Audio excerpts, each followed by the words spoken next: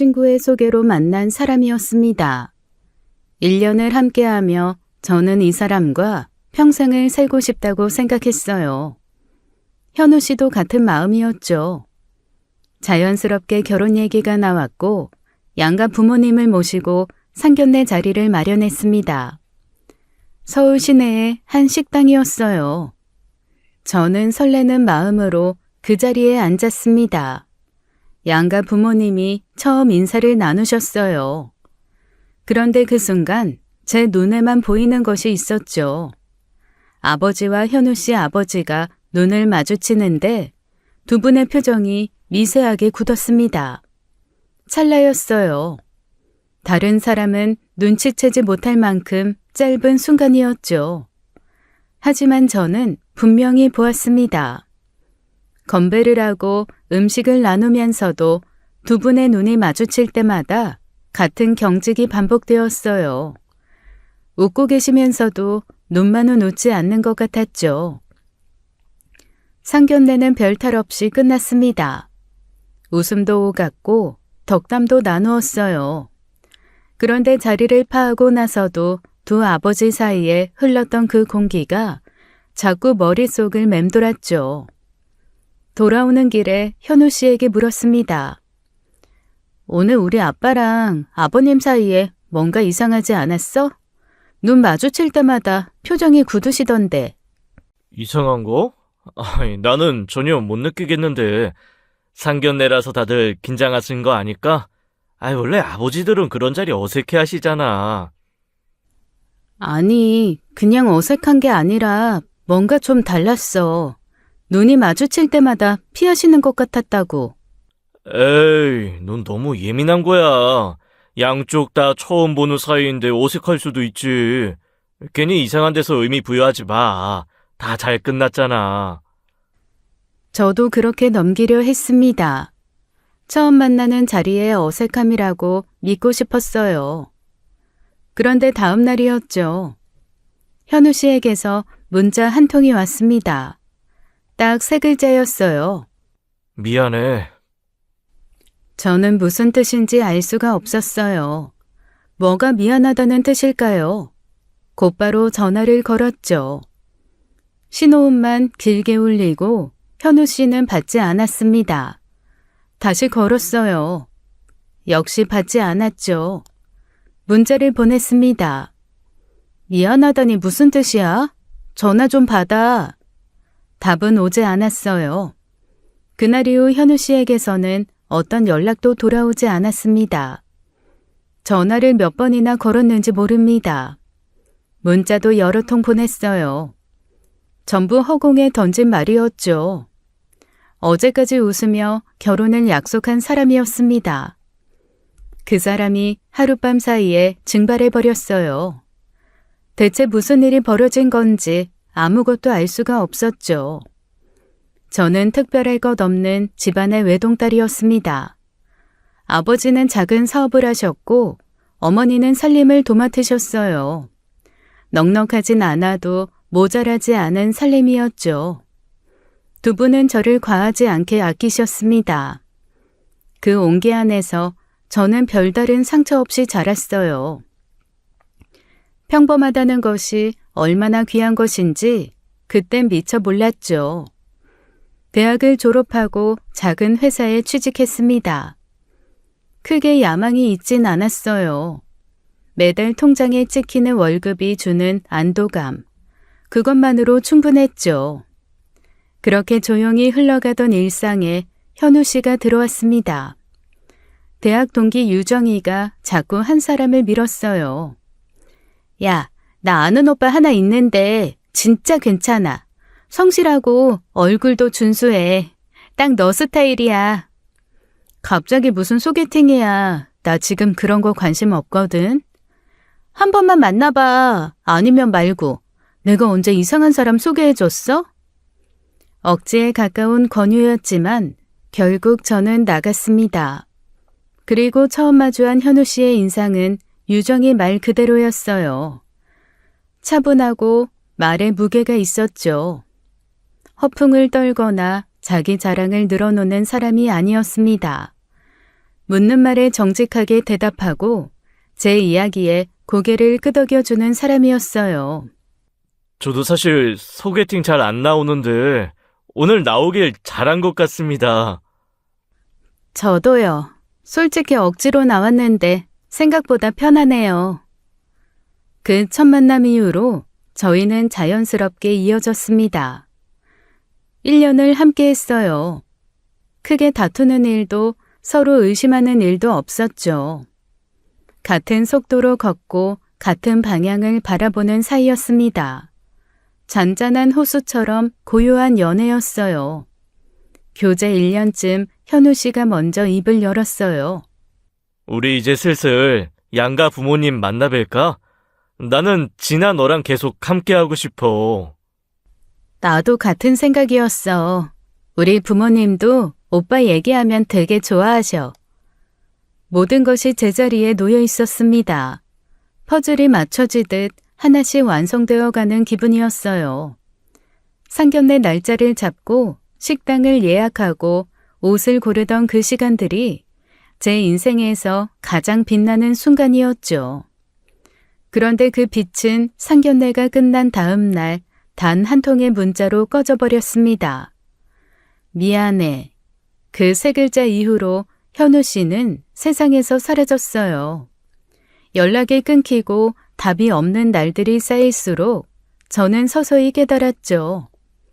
상견례 전에 저와 상견례 후에 저는 완전히 다른 세상에 서 있었습니다. 행복은 예고 없이 무너지는 거라는 걸 그때 처음 알았어요. 며칠째 현우 씨는 침묵 속에 있었습니다. 전화를 걸면 신호만 공허하게 울렸어요. 문자를 보내도 읽은 표시조차 뜨지 않았죠. 처음에는 화가 났습니다. 사람이 어떻게 이럴 수 있냐는 분노가 가슴 안에서 들끓었어요. 하지만 사흘이 지나고 나흘이 지나자 분노의 자리에 다른 감정이 스며들기 시작했죠. 혹시 어딘가에서 쓰러져 있는 건 아닌지, 사고라도 난 건 아닌지. 한 번도 이렇게 연락이 끊긴 적이 없던 사람이었습니다. 아무리 바빠도 밤에는 꼭 안부를 보내던 사람이었어요. 화를 내다가도 걱정이 치밀어 올라 감정이 어디에 닿아야 할지 갈 곳을 잃었죠. 누군가를 기다린다는 것은 생각보다 잔인한 일이었습니다. 아무것도 할 수 없으면서 아무것도 놓을 수 없는 상태가 하루하루 저를 갉아먹었어요. 더 이상 가만히 앉아서 기다리는 건 불가능했죠. 저는 현우 씨 회사로 직접 찾아가기로 했습니다. 퇴근 시간에 맞춰 회사 건물 앞에 섰어요. 쏟아져 나오는 사람들 속에서 현우 씨의 얼굴만 찾았죠. 한 명, 두 명 끊임없이 사람들이 빠져나왔습니다. 하지만 아무리 눈을 부릅떠도 현우 씨는 보이지 않았어요. 퇴근 시간이 한참 지나도 그 사람은 나타나지 않았죠. 발을 동동 구르고 있는데 익숙한 얼굴이 눈에 들어왔습니다. 예전에 현우 씨와 함께 식사를 했을 때 인사를 나눈 동료였어요. 저는 서둘러 다가갔죠. 저기, 혹시 저 기억하세요? 강현우 씨 여자친구인데요. 현우 씨가 며칠째 연락이 안 돼서요. 오늘 출근은 했나요? 아, 네, 기억하죠. 근데 현우 씨 요즘 안 나와요. 휴가 냈거든요. 휴가요? 네, 갑자기요. 저희도 좀 의아했어요.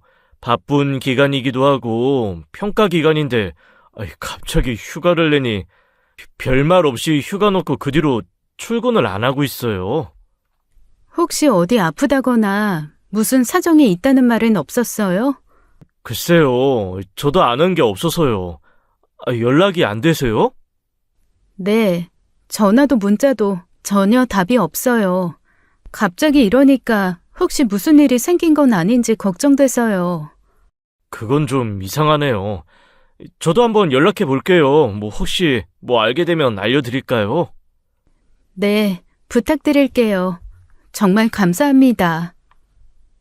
돌아서는 발걸음이 무거웠습니다.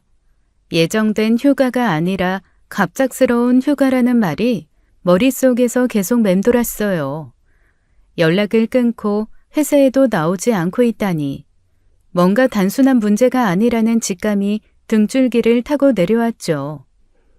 불안이라는 것은 한번 뿌리를 내리면 걷잡을 수 없이 퍼지는 법이었습니다. 저는 현우 씨의 자취방으로 가봐야겠다고 마음먹었어요. 거기 가면 무언가 알 수 있을 것 같았죠. 현우 씨의 자취방은 회사에서 멀지 않은 곳에 있었습니다. 몇 번이나 찾아갔던 길이라 발이 저절로 움직였어요. 그때까지만 해도 저는 어딘가에서 아프고 있을 현우 씨를 걱정하는 마음이 더 컸죠. 설마 이 사람이 나를 버리고 도망쳤을 리가 없다고 스스로를 다독이며 걸었습니다. 현관 앞에 섰죠. 초인종을 눌렀어요. 안에서 아무런 기척이 없었습니다. 다시 눌렀어요. 2번, 3번. 대답은 돌아오지 않았죠. 전화를 걸어보았습니다. 혹시 안에서 벨소리가 울리는지 귀를 문에 바짝 대고 들었어요. 신호음만이 제 귀에 울릴 뿐 문 너머는 고요했죠. 저는 자취방 비밀번호를 몰랐습니다. 한숨을 내쉬며 돌아서려 했어요. 그런데 혹시나 하는 마음에 문고리를 잡아당겼죠. 잠겨있지 않았습니다. 순간 심장이 한 박자 멈추는 것 같았어요. 저는 조심스럽게 문을 열었죠. 현관이 드러났습니다. 신발장이 텅 비어 있었어요. 현우 씨 구두와 운동화가 늘 가지런히 놓여있던 자리였죠. 깨끗하게 비워진 신발장을 보는 순간 뭔가 돌이킬 수 없는 일이 벌어졌다는 예감이 온몸을 관통했습니다. 저는 천천히 안으로 들어섰어요. 그리고 그 자리에서 굳어버렸죠. 서랍장이 열린 채 비어 있었습니다. 옷걸이에 빼곡하게 걸려있던 셔츠와 재킷이 전부 사라져 있었어요.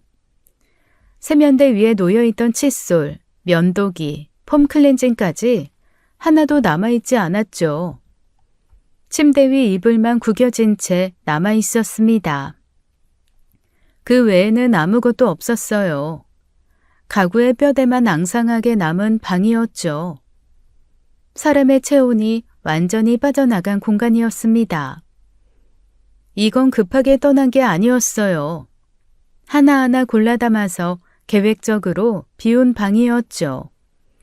믿었던 사람의 흔적이 통째로 지워진 자리를 마주하는 그 기분이 어떤 것인지 배신감보다 먼저 찾아오는 것은 멍한 허탈함과 당혹감이었습니다. 마치 단단한 바닥인 줄 알고 밟았는데 발밑이 텅 비어있는 것과 같았어요. 저는 텅 빈 방 한가운데 서서 숨을 쉬는 것조차 잊었죠. 여기에 오면 뭔가 알 수 있을 거라 생각했습니다. 아픈 현우 씨를 발견하거나 적어도 실마리라도 잡을 수 있을 거라 믿었어요. 하지만 이 방이 말해주는 것은 단 하나였죠. 현우 씨는 저를 두고 떠날 준비를 이미 끝낸 뒤였습니다. 걱정하고 달려온 제가 바보였어요. 그렇다면 대체 왜 상견례를 하자고 한 건지 이해가 안 갔죠. 그것도 자기가 먼저 하자고 제안을 한 거 아닙니까? 주저앉고 싶었지만 주저앉아 울고 있을 수는 없었습니다. 억지로 몸을 돌려 현관을 나섰어요. 문을 닫는 손이 떨렸죠. 이 문 너머에서 현우 씨와 웃으며 밥을 먹었던 날들이 엊그제 같았습니다. 그 시간들이 전부 거짓이었던 걸까요? 도대체 왜? 그 질문만이 머릿속에서 끊임없이 맴돌았어요. 빈 자취방을 나온 저는 길 한쪽에 멈춰 서서 핸드폰을 꺼냈습니다. 손가락이 떨렸지만 꾹 참고 긴 문자를 썼죠. 현우 씨, 자취방에 다녀왔어. 짐이 다 없어져 있더라. 나한테 이럴 수 있어? 헤어지고 싶으면 말을 해. 만나서 얼굴 보고 정식으로 헤어지는 게 사람 간의 최소한의 예의 아니야?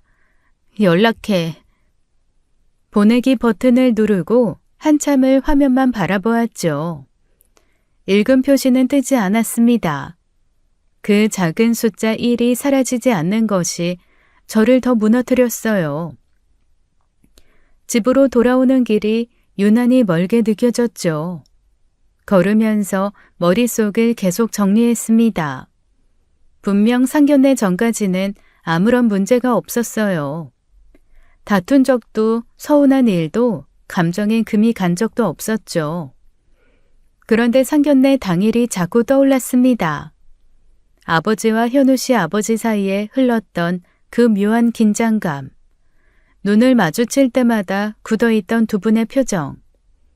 그때는 처음 만나는 자리에 어색함이라고 넘겼어요. 하지만 지금 돌이켜보니 그건 단순한 어색함이 아니었죠.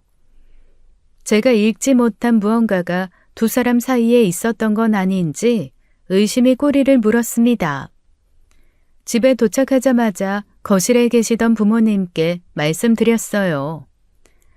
아버지, 어머니, 현우 씨 자취방에 갔다 왔는데 짐이 전부 없어져 있었어요. 옷이고 생활용품이고 하나도 안 남기고 다 빼갔더라고요. 뭐?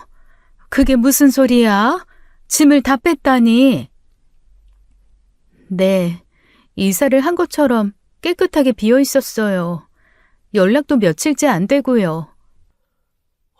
참, 세상에 그런 놈이 다 있냐? 상견례까지 해놓고 짐을 싸서 도망을 가?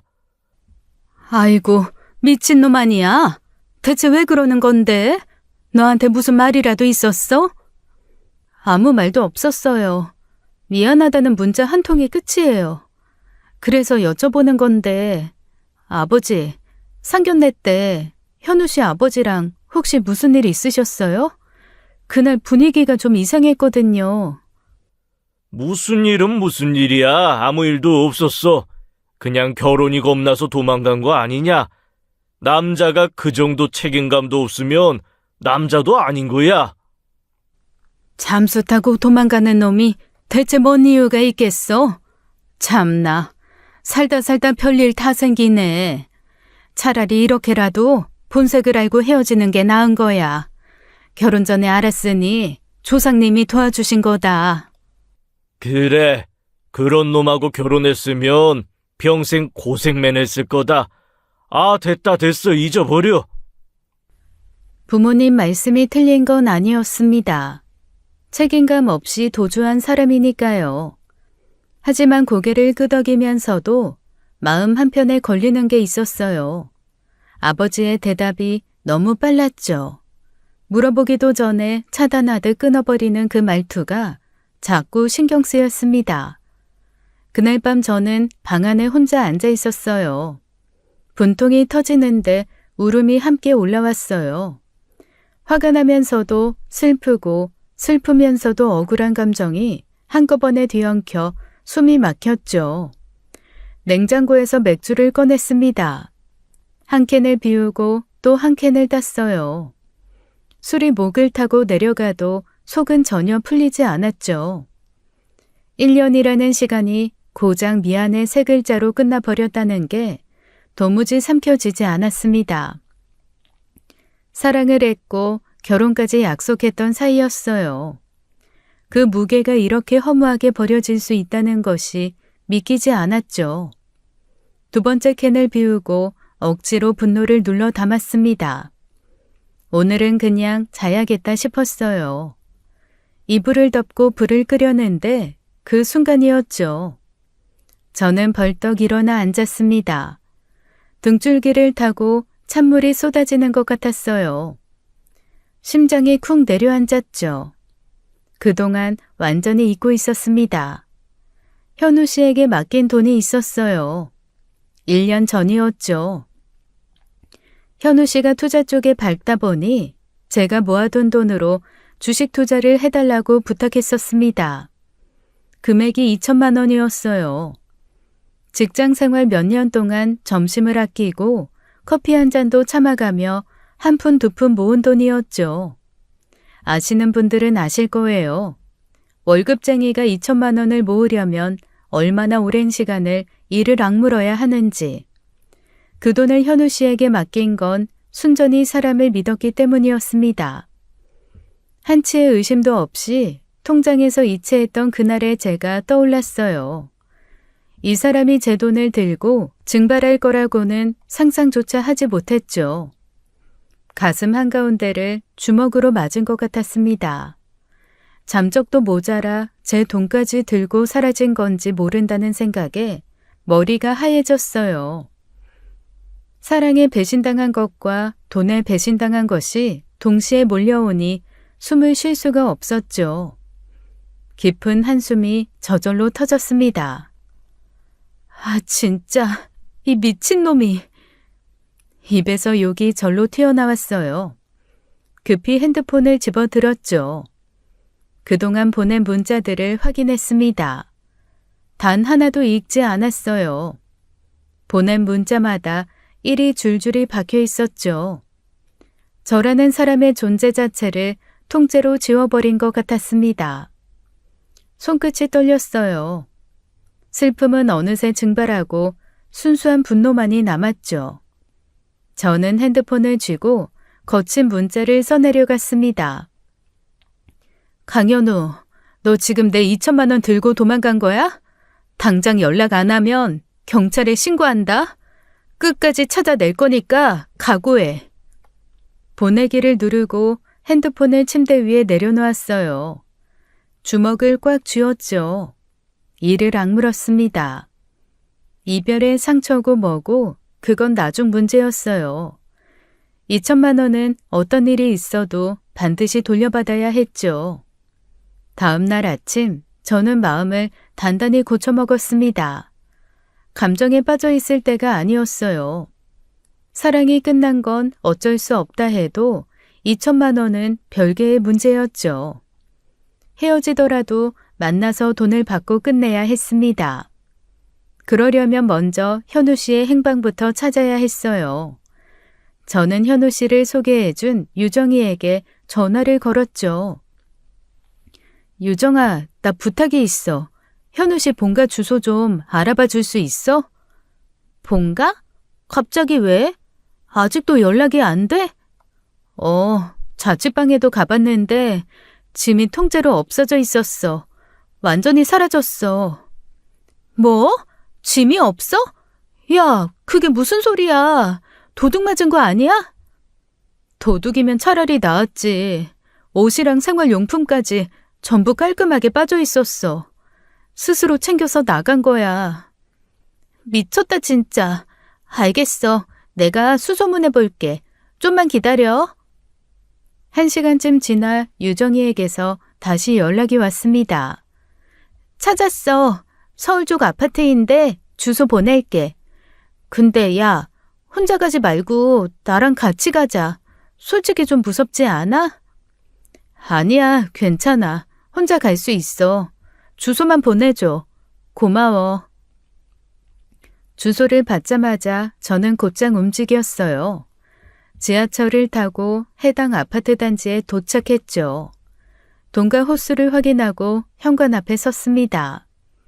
심호흡을 하고 초인종을 눌렀어요. 그런데 아무런 반응이 없었죠. 다시 눌렀습니다. 안에서는 숨소리조차 들리지 않았어요. 자취방에서 마주한 것과 같은 종류의 침묵이 흘렀죠. 그 침묵이 무엇을 뜻하는지 저는 이미 알고 있었습니다. 하지만 인정하고 싶지 않았어요. 마침 옆집 현관이 열리며 중년 여성이 나왔죠. 저는 재빨리 다가갔습니다. 저기 죄송한데 혹시 옆집 분들 어디 가셨는지 아세요? 초인종을 눌러도 반응이 없어서요. 아, 그 집이요? 며칠 전에 이삿짐 빼서 나갔어요. 이사요? 어디로 가셨는지 혹시 아세요? 그건 모르겠어요. 이삿짐 센터에서 와서 짐 싣고 가더라고요. 오래 사셨던 분들인데. 감사합니다라는 말을 간신히 뱉고 돌아섰습니다. 다리에 힘이 풀렸어요. 자취방도 비우고 본가까지 통째로 이사를 간 것이었죠. 저는 아파트 복도 벽에 등을 기대고 한참을 서 있었습니다. 고작 2천만 원 때문에 가족 전체가 야반도주를 하는 것은 상식적으로 말이 안 되었어요.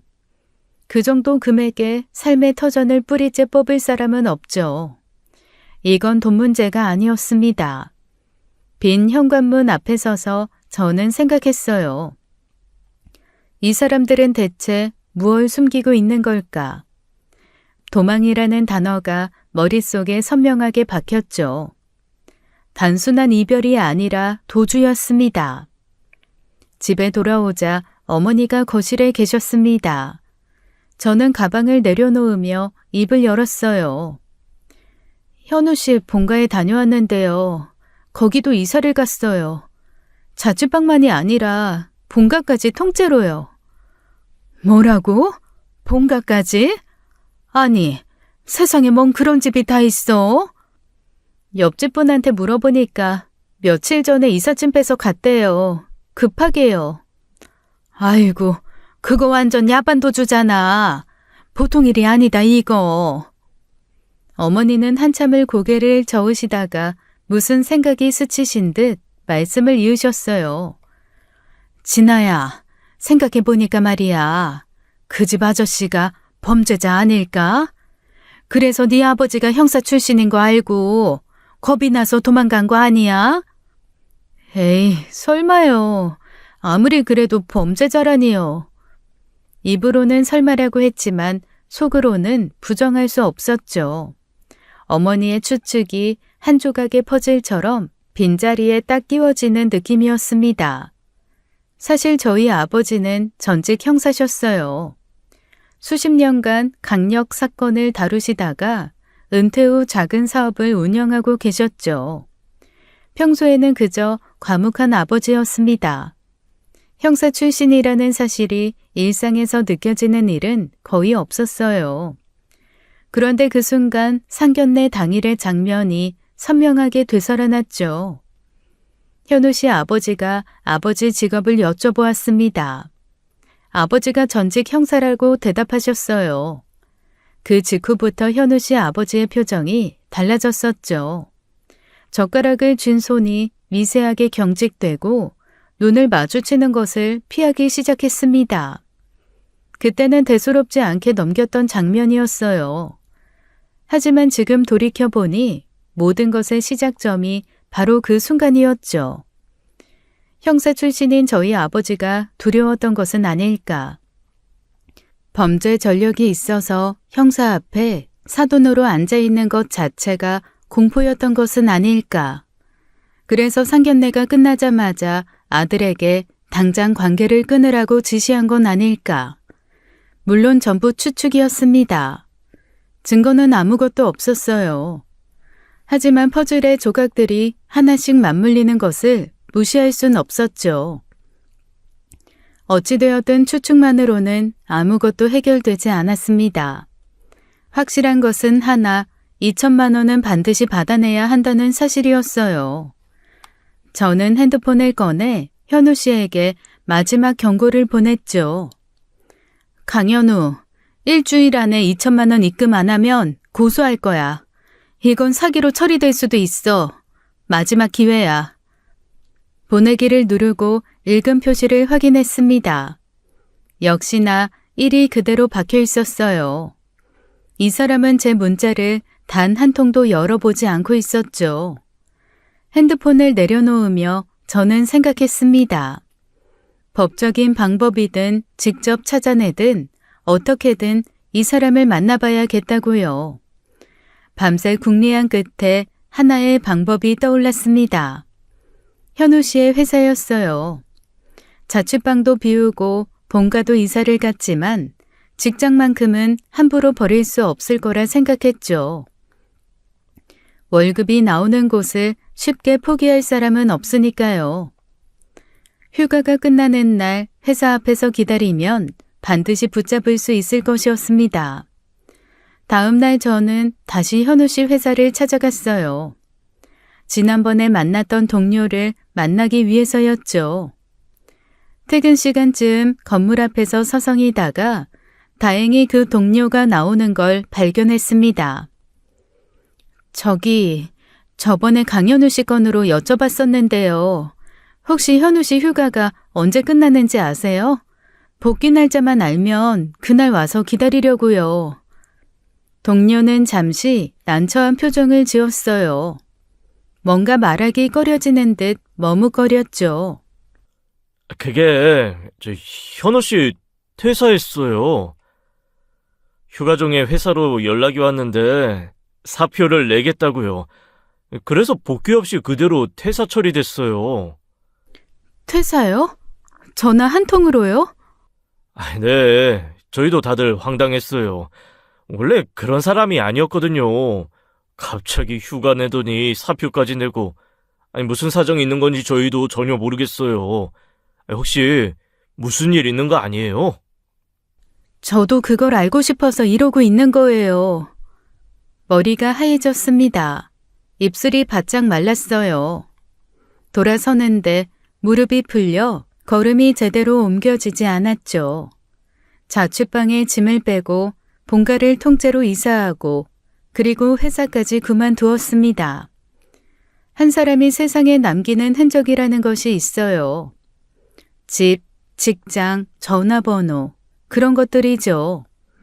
현우 씨는 그 흔적을 하나도 남기지 않고 전부 지워버린 것이었습니다. 마치 처음부터 존재하지 않았던 사람처럼요. 이 정도의 철저함은 단순한 이별 회피로는 설명이 되지 않았어요. 결혼이 두려워서 책임이 무서워서 도망치는 사람은 이렇게까지 하지 않죠. 자취방만 비우면 될 일이었습니다. 아니 그냥 이별을 통보해버리면 되는 거죠. 그런데 본가 이사의 퇴사까지 이건 누군가로부터 자신의 존재 자체를 감추려는 행동이었어요. 어머니의 말씀이 다시 떠올랐죠. 혹시 그 집 아버지가 범죄자가 아닐까? 어쩌면 수배 중인 사람일 수도 있다는 생각이 점점 확신에 가까워졌습니다. 그렇지 않고서야 가족 전체가 이렇게 흔적을 지우며 사라질 이유가 없었어요. 하지만 확신과는 별개로 현실은 막막했죠. 전화는 받지 않고 자취방은 비었고 본가도 떠났고 회사도 그만두었습니다. 제가 현우 씨에게 닿을 수 있는 모든 길이 끊어진 것이었어요. 사방이 벽인 미로에 갇힌 것 같았죠. 어느 쪽으로도 나아갈 수가 없었습니다. 모든 길이 막혔지만 아직 한 가지 방법이 남아 있었습니다. 사람이었어요. 현우 씨와 연결된 사람들을 하나하나 찾아가면 어딘가에 실마리가 있을 거라 생각했죠. 저는 유정이를 시작으로 주변 사람들에게 수소문을 시작했습니다.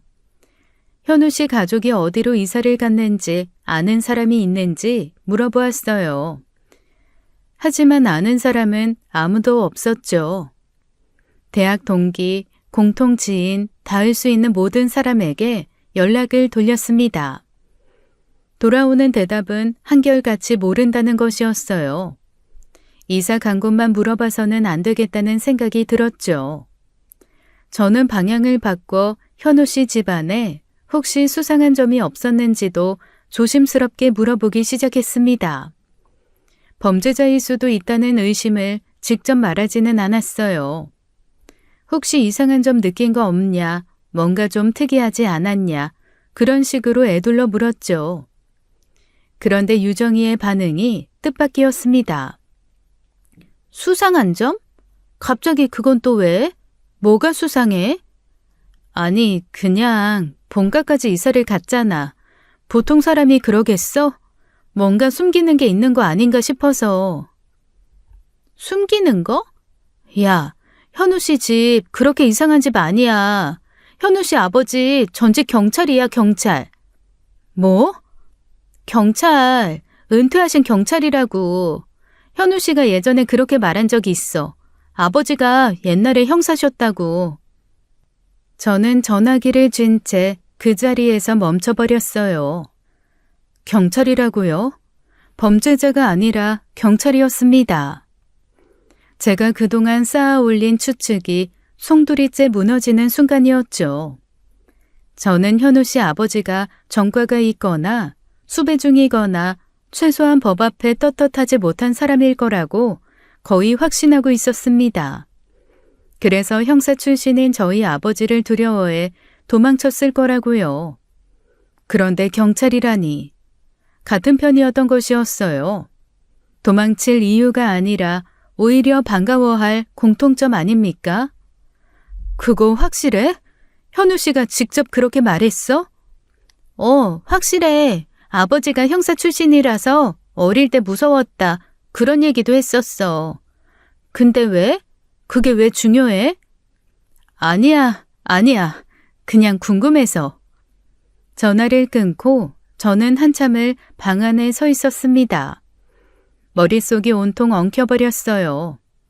경찰 출신이 왜 같은 경찰 출신을 두려워하며 도망간다는 건지, 범죄자여서 도망쳤다는 논리가 무너진 자리에 더 크고 깊은 물음표가 세워졌죠. 저희 아버지도 전직 형사, 현우 씨 아버지도 전직 형사. 같은 세계에 있던 두 사람이 상견례에서 마주쳤고 그 이후 한쪽이 모든 것을 버리고 사라졌습니다. 단순한 우연의 일치로 보기엔 너무 기묘했어요. 오히려 전직 경찰이라는 사실이 모든 걸 더 알 수 없는 방향으로 밀어넣었죠. 집에 돌아오자마자 저는 거실에 계시던 부모님 앞에 앉았습니다. 아버지, 어머니, 현우 씨 아버지 직업을 알아냈어요. 전직 경찰이래요. 아버지처럼 형사 출신이셨대요. 아버지의 반응이 이상했어요. 놀라지도 당황하지도 않으셨죠. 표정 하나 바뀌지 않은 채 입을 여셨습니다. 그래? 그래도 뭐 경찰 출신이라고 다 깨끗한 건 아니지. 최근에 빚이 있을 수도 있고 금전 문제가 있어서 야반 도주한 거일 수도 있고 이유야 다양하지. 금전 문제요? 통째로 이사를 가요? 금전 문제로? 세상에 별일이 다 있어. 너무 깊이 파고들지 마라. 파고들어봤자 네가 다치는 거야. 어머니도 아버지 말에 맞장구를 치셨어요. 맞아. 이유를 입으로 말도 못하고 도망갈 정도면 떳떳한 사람들은 아닌 거야. 경찰 출신이면 뭐해? 경찰 출신이라고 죄 안 짓는 거 아니잖아. 그래. 그런 사람들한테 더 이상 시간 낭비하지 마. 깔끔하게 포기해. 돈은 아깝지만 사람 잘못 만난 거라고 생각하고 접어라. 그 돈이면 수업료 낸 셈 치자. 저런 집안이랑 엮이지 않은 게 어디야. 결혼 전에 알았으니 천만다행이다. 부모님 말씀이 틀린 것은 아니었습니다. 경찰 출신이라고 해서 범죄와 무관하다는 법은 없었어요. 생각해보면 맞는 말이었죠. 세상의 직업만 보고 사람을 판단할 수는 없으니까요. 네, 알았어요. 더 이상 신경 안 쓸게요. 저는 고개를 끄덕이며 방으로 들어왔습니다. 부모님 말씀대로 접는 게 현명한 선택이었어요. 머리로는 분명히 그렇게 생각했죠. 하지만 가슴이 고개를 끄덕이지 않았습니다. 조용히 침대에 앉아 천장을 올려다보았어요. 찜찜함이라는 것은 참 묘한 감정이었죠. 명확한 근거가 없는데도 속에서 가시처럼 박혀 빠지지 않았습니다. 돈 문제가 아니었어요. 2천만 원이 아깝지 않다는 뜻이 아니라 그보다 더 큰 무언가가 저를 놓아주지 않았죠. 대체 왜? 이 한마디에 대한 답을 얻지 못한 채로는 접을 수가 없었습니다. 부모님 앞에서는 알겠다고 말했습니다. 하지만 속으로는 전혀 다른 대답을 하고 있었죠. 포기할 수 없었습니다. 며칠이 지났어요. 부모님 앞에서는 포기한 척했지만 머릿속에서는 단 하루도 현우 씨를 놓은 적이 없었어요. 출근길에도 퇴근길에도 밥을 먹다가도 문득 같은 생각이 떠올랐죠. 어떻게 하면 이 사람을 만날 수 있을까? 2천만 원도 문제였지만 솔직히 돈보다 더 간절한 것이 있었습니다. 이유를 알고 싶었어요. 현우 씨 본인의 입에서 대체 왜 이렇게 된 건지 직접 듣고 싶었죠. 그래야 이 끝없는 물음표에서 벗어날 수 있을 것 같았습니다. 고소장을 써야 하나 진지하게 고민했어요. 2천만 원 횡령 또는 사기로 고소를 넣으면 법적으로라도 현우 씨를 끌어낼 수 있을 거라 생각했죠. 하지만 고소 절차가 얼마나 걸릴지, 주소 불명인 상대에게 실효가 있을지 확신이 서지 않았습니다. 시간만 질질 끌리다 흐지부지 될 수도 있었어요. 법이라는 그물은 촘촘하지만 사라진 사람을 건져 올리기엔 너무 느렸죠. 그러다 어느 날 밤이었습니다. 잠자리에 누워 천장을 멍하니 바라보고 있었어요. 며칠째 제대로 잠을 이루지 못하고 있었죠. 그때 저의 머리를 번개처럼 때리는 생각 하나가 스쳤습니다. 현우 씨의 어머니. 현우 씨 어머니는 현우 씨가 대학생이던 시절 교통사고로 돌아가셨어요. 현우 씨는 어머니를 무척 그리워했죠. 생전에 자주 못해드린 게 마음에 걸린다며 어머니 이야기를 할 때면 늘 목소리가 잠겼습니다. 그래서 매년 기일이 되면 무슨 일이 있어도 반드시 봉안당을 찾았어요. 비가 와도 눈이 와도 한 해도 빠진 적이 없다고 했죠. 작년에는 저도 함께 갔었습니다. 현우 씨가 어머니 영정 앞에서 고개를 숙이고 한참을 서 있던 뒷모습이 아직도 선명했어요. 눈시울이 붉어진 채 돌아선 얼굴도요. 그때 저는 이 사람이 정말 따뜻한 사람이구나 생각했죠. 어머니를 이토록 깊이 그리워하는 사람이라면 믿어도 되겠다고 하고요. 저는 벌떡 일어나 핸드폰을 꺼냈습니다. 작년에 봉안당에 다녀온 날짜가 사진첩에 남아 있었어요. 기일 날짜를 확인했죠. 3일 뒤였습니다. 심장이 빠르게 뛰기 시작했어요. 자취방도 버리고 본가도 옮기고 회사도 그만둔 사람이었죠. 세상의 모든 흔적을 지운 사람이었습니다. 하지만 어머니 기일만큼은 다를 거라고 저는 확신했어요. 아무리 도망친 사람이라도 돌아가신 어머니 앞에서만큼은 아들이죠. 1년을 곁에서 지켜보았기에 알 수 있었습니다. 현우 씨에게 어머니는 이 세상에서 유일하게 포기할 수 없는 사람이었어요. 현우 씨는 반드시 봉안당에 올 것이었죠. 저는 그 자리에서 기다리겠다고 결심했습니다. 3일, 딱 3일만 더 버티면 되었어요. 3일 뒤 저는 아침 일찍 집을 나섰습니다. 봉안당에 도착한 것은 개관 시간 직후였습니다. 넓은 대기실 한쪽 구석에 자리를 잡았어요. 입구가 한눈에 보이는 자리였어요. 저는 모자를 깊이 눌러쓰고 잡지를 펼쳤습니다. 읽는 척하면서 입구만 주시했죠. 그리고 기다렸습니다.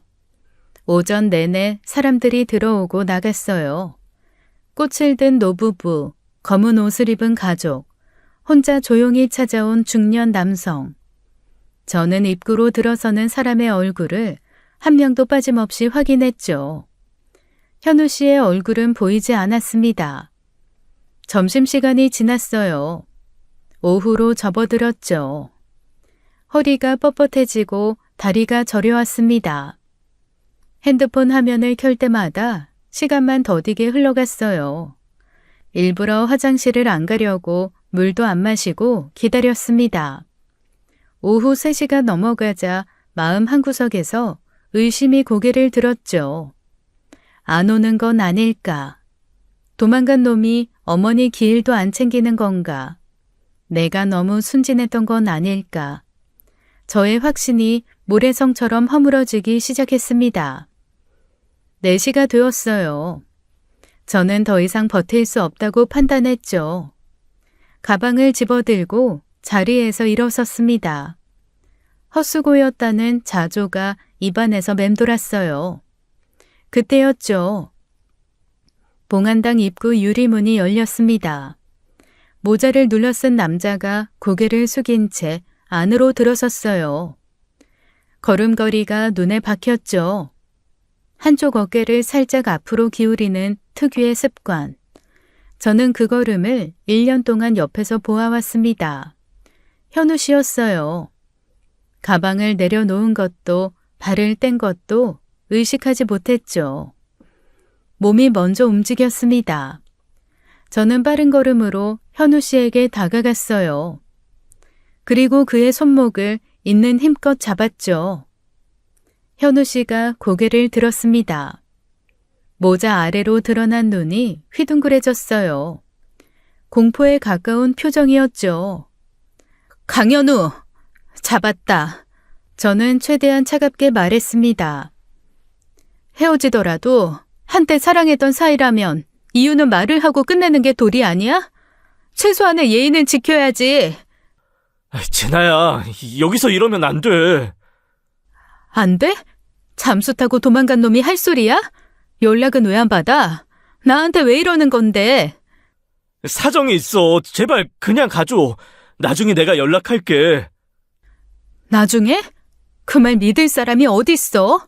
며칠째 문자 한 통 안 읽은 사람이. 제발 놓으라고. 현우 씨가 소리를 지르며 손목을 뿌리쳤습니다. 그대로 몸을 돌려 입구 쪽으로 뛰려는 것이 보였죠. 순간 저도 모르게 핸드백을 휘둘렀습니다. 묵직한 가방이 현우 씨의 뒤통수를 정확히 내리쳤어요. 현우 씨는 비틀거리다 그 자리에 무릎을 꿇고 넘어졌죠. 주변 사람들의 시선이 쏠렸습니다. 하지만 저는 신경 쓸 여유가 없었어요. 현우 씨는 바닥에 엎드린 채 긴 한숨을 내쉬었죠. 더 이상 도망칠 수 없다는 것을 깨달은 사람의 한숨이었습니다. 고개를 깊이 떨구었어요. 그 뒷모습에서 깊은 체념이 느껴졌죠. 저는 현우 씨의 팔을 잡고 봉안당 휴게실로 끌고 갔습니다. 조용한 구석자리에 마주 앉혔어요. 현우 씨는 고개를 푹 숙인 채 저와 눈을 마주치지 못했죠. 뒤통수를 맞은 부위를 한 손으로 감싸쥐고 있었습니다. 여기까지 쫓아온 거 봤으면 내가 그냥 갈 사람이 아닌 거 알잖아. 자취방, 본가, 회사까지 다 찾아다녔어. 대체 무슨 일이야? 처음부터 끝까지 다 말해. 현우 씨는 한참 동안 입을 열지 않았습니다. 양손을 깍지 낀 채 고개만 더 깊이 숙였어요. 그 침묵이 저를 더 미치게 만들었죠. 이윽고 갈라진 목소리로 한마디를 내뱉었습니다. 진아야, 지금 나랑 여기서 이야기하고 있다는 걸 너희 아버지가 알면 큰일 나. 뭐? 큰일 난다고? 그게 무슨 소리야? 우리 아버지가 왜 여기서 나와? 제발 묻지 마. 이유를 알면 진아 씨도 위험해질 수가 있어. 나를 만나는 것도 아무한테도 말하면 안 돼. 위험하다니? 내가 왜 위험해? 도대체 무슨 말을 하는 거야 지금? 부탁이야. 없던 일로 하고 그냥 헤어지자. 2천만 원은 한 달 안에 반드시 보내줄게. 약속할게. 그러니까 제발. 현우 씨가 자리에서 일어서려고 했죠. 저는 테이블을 가방으로 탁 내리치며 소리를 질렀습니다. 앉아! 현우 씨가 움찔하며 다시 주저앉았어요. 강현우, 우리 1년을 만났어. 결혼까지 약속했어. 상견례까지 했단 말이야. 그런 사람이 말 한마디 없이 사라져 놓고 이유도 못 말한다고? 어떻게 나한테 이럴 수가 있어. 내가 그렇게 우습니? 나도 이러고 싶어서 이러는 게 아니야. 그럼 말을 해. 말을 해야 내가 알지. 입 다물고 도망가면 다 끝이야? 너 고작 이 정도뿐이 안 되는 사람이야? 현우 씨가 입술을 깨물며 고개를 저었죠. 말 안 하면 난 집에 가서 아버지한테 직접 물어볼 거야. 큰일이 뭔지. 우리 아버지한테 가서 현우 씨가 큰일 난다고 했다고 그게 뭔지 아시냐고 물어볼 거라고. 그 말에 현우 씨의 안색이 변했습니다. 피가 빠지듯 얼굴이 하얗게 질렸어요. 아차 하는 표정이 역력했죠. 그건 안 돼. 절대 그러면 안 돼, 전아야. 진짜로 그건 안 돼. 그러면 말해. 지금 여기서 내가 왜 위험한 건지, 우리 아버지한테 왜 말하면 안 되는 건지 다 말해. 현우 씨는 두 손으로 얼굴을 감쌌어요. 어깨가 미세하게 떨리고 있었죠. 오래도록 그렇게 고개를 숙이고 있었습니다. 저는 재촉하지 않았어요. 이 사람이 입을 열 때까지 여기서 한 발짝도 움직이지 않을 생각이었죠. 한참의 침묵이 흘렀습니다. 봉안당 특유의 고요함 속에서 현우 씨의 거친 숨소리만 들렸어요. 이윽고 현우 씨가 천천히 얼굴에서 손을 내렸죠. 눈이 충혈돼 있었습니다. 떨리는 목소리로 입을 열었어요. 말할게. 다 말할게. 근데 제발 이 이야기는 절대 비밀로 지켜줘. 누구한테도 말하면 안 돼. 특히 너희 아버지한테는 절대로 약속해줘. 저는 현우 씨의 눈을 똑바로 바라보았죠. 이 사람이 꺼내려는 말이 무엇이든 받아들일 준비가 돼 있었습니다. 아니, 준비가 되어 있다고 믿었어요. 그때까지만 해도요. 현우 씨가 입을 열었습니다. 목소리가 떨리고 있었어요. 너희 아버지 현직 시절에 비리 형사였어. 뭐? 그게 무슨... 조폭들 뒤를 봐줬어. 수사를 덮어주는 대가로 정기적으로 상남을 받았고 한두 번이 아니라 몇 년 동안 계속. 지금 무슨 소리 하는 거야? 우리 아버지가 비리 형사라고? 듣기 싫어도 들어야 해. 네가 알고 싶다고 했잖아. 이유를 알려달라고 했잖아. 현우 씨는 고개를 숙인 채 계속 말을 이어갔습니다. 조폭 두목이 저지른 범죄가 있었어. 그런데 너희 아버지가 그걸 아무 관계도 없는 사람한테 뒤집어 씌웠어. 그 결과로 무고한 사람이 감옥에 갔고 가족에 있는 사람이었는데 누명을 쓰고 끌려간 거야. 15년형을 받았다고 해. 그게 말이 돼? 형사가 왜 그런 짓을... 돈 때문이지. 조폭한테 받는 돈이 월급보다 몇 배는 많았으니까. 지금 너 사는 그 집 단순히 경찰 월급으로 살 수 있는 집일 수 있을 것 같아? 그런데 더 무서운 게 있어. 현우 씨의 목소리가 한 톤 더 낮아졌어요. 그 사실을 알고 있던 목격자가 있었던 거야. 그 목격자가 진실을 폭로하려고 했는데 너희 아버지가, 그 인간이 그 사람을 죽였어. 저는 그 자리에서 온몸이 얼어붙었죠. 죽였다고? 사람을 죽였다고? 우리 아버지가? 그걸 내가 믿을 것 같아? 믿든 못 믿든 상관없어. 사실이니까. 너희 아버지가 그걸 사고로 위장했어. 하지만 사고가 아니었어. 머릿속이 하얘졌습니다. 심장이 비정상적으로 빠르게 뛰었어요. 손끝이 차갑게 식어가는 게 느껴졌죠. 그걸 네가 어떻게 알아? 증거 있어? 우리 아버지가 당시 같은 서에서 근무하던 형사였어. 아버지는 이 모든 것을 수상하게 생각해서 조용히 조사를 했고 증거도 직접 확보하고 있었어. 그럼 왜 신고를 안 했어? 증거가 있었으면 고발하면 되잖아. 하려고 했어. 근데 너희 아버지가 우리 아버지를 협박했어. 입 열면 할머니, 할아버지도, 그리고 당시에 어렸던 나도 해치겠다고.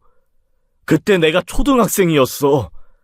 아버지는 자기 목숨보다 가족의 해코지를 당할까봐 그게 더 무서웠던 거야. 가족을 지키려고 입을 다물 수밖에 없었어. 현우 씨의 눈가에 물기가 번졌습니다. 결국 그렇게 우리 아버지는 경찰을 그만둔 거야. 이후에 이름까지 바꾸고 도망쳐서 숨어 살았어. 수십 년을 그렇게 살아온 거야. 그런데 상견례 때 너희 아버지를 보는 순간 우리 아버지가 바로 알아본 거지. 수십 년이 지났는데도. 그래서 그날 밤 나한테 당장 헤어지자고 한 거야. 다 버리고 도망가자고. 그래도 이건 너무 믿을 수가 없어. 저는 말을 잇지 못했어요. 목소리가 나오질 않았죠. 그걸 어떻게 증명해? 네 아버지 말만 듣고 믿으라는 거야? 아버지가 증거 원본은 너희 아버지한테 넘겼어. 협박당하면서 빼앗긴 거야. 하지만 넘기기 전에 몰래 복사본을 만들어뒀어. 혹시 모를 상황을 대비해서. 복사본? 그 복사본을 내가 고등학생 때 발견했어. 아버지가 서재 깊숙이 숨겨져 있던 봉투를 열었을 때 서류랑 사진이 나왔어. 그때 전부 알게 됐어. 우리 아버지가 왜 이름을 바꾸고 도망치며 살았는지. 다리에 힘이 빠졌습니다. 세상이 기울어지는 것 같았어요.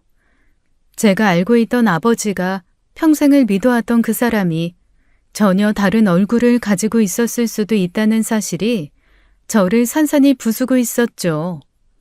집으로 돌아오는 길이 기억나지 않았습니다. 어떻게 지하철을 탔는지, 어떻게 걸었는지 아무것도 떠오르지 않았어요. 정신을 차렸을 때 저는 이미 현관 앞에 서 있었죠. 현관문을 열었습니다. 거실에 아버지가 앉아 계셨어요. 텔레비전을 보고 계셨죠. 평소와 다를 것 없는 모습이었습니다. 그 평범한 뒷모습이 저를 더 미치게 만들었어요. 저는 아버지 앞에 가서 섰죠. 아버지. 왜? 아버지가 현직 시절에 비리 형사였다는 거 사실이에요? 거실에 공기가 얼어붙었어요. 부엌에 계시던 어머니가 뛰어나왔죠. 무슨 소리야? 아버지한테 뭔 말도 안 되는 소리를 해. 잠깐만요. 잠깐은 무슨 잠깐이야. 지금 아버지한테 하는 말이 뭔지 알아? 비리 형사? 어디 감히 아버지한테 이상한 소리를 해. 아버지는 잠시 저를 바라보았습니다. 그리고 표정이 굳었어요. 그런 소리를 어디서 들었냐? 질문이 아니었죠. 추궁이었습니다. 현우 씨한테 들었어요. 현우 씨 아버지도 같은 서에서 근무한 형사였대요. 다 알고 있었대요. 그 자식들이... 아버지가 벌떡 일어나며 소리를 질렀어요. 구린 놈들이 거짓말로 꾸며낸 거야. 도망간 놈들이 죄를 덮으려고 남한테 뒤집어 씌우는 거라고. 넌 그런 거짓말을 듣고 아버지를 못 믿는 거냐? 진아야, 도망간 놈들 말을 믿어?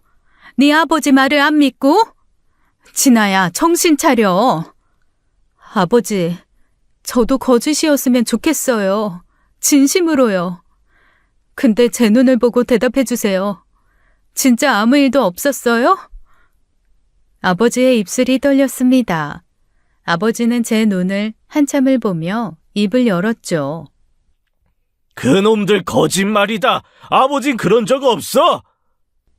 그 순간이었습니다. 띵동. 현관 초인종이 울렸죠. 아버지의 시선이 현관 쪽으로 향했습니다. 어머니도 저도 동시에 고개를 돌렸어요. 어머니가 문을 열었죠. 검은 점퍼를 입은 남자들이 줄지어 들어왔습니다. 경찰이었어요. 선두에 선 형사가 영장을 펼쳐 보이며 말했죠. 서정우 씨, 살인 혐의로 체포합니다. 살인이라니? 이게 무슨 소리예요? 아버지의 얼굴에서 핏기가 사라졌습니다. 경찰이 아버지의 양손에 수갑을 채우는 것을 저는 멍하니 바라보았어요. 차가운 금속이 찰칵 잠기는 소리가 거실에 울렸죠. 어머니가 그 자리에 주저앉았습니다. 이게 무슨 일이야? 여보, 이게 무슨... 다리에 힘이 풀린 어머니는 바닥에 손을 짚은 채 상황을 파악하지 못하고 계셨어요. 저는 수갑이 채워진 아버지의 얼굴을 바라보았죠. 눈물이 흘렀습니다. 아버지, 누가 진실인지는 법원에서 판단할 거예요. 거짓이면 거짓으로 밝혀질 거고 사실이면... 말을 잇지 못하고 저는 오열했어요. 어떻게 그 얼굴로 우리한테 웃을 수 있었어요? 매일 밥 먹고 텔레비전 보고 좋은 아버지인 척하면서 그 안에 그런 걸 숨기고 살 수 있었냐고요. 다 거짓말이야. 진아야, 이 아버지를 믿어라. 아버지는 고개를 떨군 채 경찰에게 이끌려 현관을 나섰습니다. 경찰 조사 결과 현우 씨가 말한 모든 것이 사실이었어요. 조폭과의 유착, 상납, 무고한 사람에게 쉬운 누명, 그리고 목격자 살해까지요. 현우 씨 아버지는 상견례 이후 더 이상 진실을 묻어둘 수 없다고 결심했던 것이었습니다. 수십 년간 두려움에 갇혀 살아왔지만 상견례에서 저희 아버지를 다시 마주한 것이 마지막 계기가 되었어요. 자신이 보관해온 복사본 증거를 들고 경찰에 고발을 한 것이었어요. 수십 년 동안 숨겨왔던 진실이 그렇게 세상 밖으로 나왔죠. 증거가 하나하나 확인될 때마다 저는 조금씩 무너졌어요. 아버지가 끝까지 부정해 주기를 어딘가에서 바라고 있었는지도 모르죠. 하지만 증거 앞에서 부정은 무의미했습니다. 아버지는 재판을 거쳐 징역 20년을 선고받았어요. 판결이 내려지던 날 저는 방청석에 앉아 있었죠. 아버지가 고개를 숙인 채 수갑을 찬 손을 무릎 위에 올려놓고 있는 모습을 보았습니다. 그 뒷모습에서 저는 아무런 감정도 읽을 수 없었어요. 분노와 허탈이 동시에 밀려왔지만 눈물은 나오지 않았죠. 이미 충분히 울었으니까요. 평생을 속여온 사람이었습니다. 밥상에 마주 앉아 웃던 얼굴 뒤에 사람의 인생을 짓밟고 목숨까지 빼앗은 손이 숨어 있었어요. 그 손으로 제 머리를 쓸어주었던 거죠. 그 사실을 받아들이는 데에는 오랜 시간이 필요했습니다. 현우 씨와는 결국 헤어졌어요. 서로의 아버지가 얽힌 사건의 무게가 너무 컸죠. 만나서 마주볼 때마다 그 사건이 우리 사이에 그림자처럼 드리워졌습니다. 사랑이 남아있어도 그 그림자 아래에서는 숨을 쉴 수가 없었어요. 현우 씨는 약속대로 2천만 원을 송금해 주었죠. 입금 알림이 뜬 날 저는 한참을 핸드폰 화면을 바라보았습니다. 그것이 현우 씨와의 마지막 연결이었어요. 그 이후로 연락은 완전히 끊어졌죠. 어머니는 수십 년을 함께한 남편의 진짜 모습에 큰 충격을 받으셨습니다. 식사를 거르시고 말씀도 줄으셨어요. 어느 날 아침에는 자리에서 일어나지 못하셨죠. 몸져 누운 어머니 곁에서 저는 그 손을 잡았습니다. 차갑고 마른 손이었어요. 이 손이 평생 가족을 위해 밥을 짓고 빨래를 하던 손이었죠. 아버지를 원망하지 않는다면 거짓말이었습니다. 하지만 어머니만큼은 반드시 지켜내겠다고 이를 악물었어요. 어머니는 아무 죄가 없으니까요. 저와 마찬가지로 속아온 사람이니까요. 엉망이 된 일상 속에서도 아침은 어김없이 찾아왔죠. 저는 고개를 들었습니다. 무너진 자리에서 다시 하루를 시작했어요. 버티는 것 말고는 할 수 있는 일이 없었죠. 그래서 버텼습니다. 하루하루를요. 지금까지 사연 읽어주는 남녀였습니다. 끝까지 시청해주신 여러분 감사드리며 저희는 다음 사연으로 돌아올게요. 감사합니다.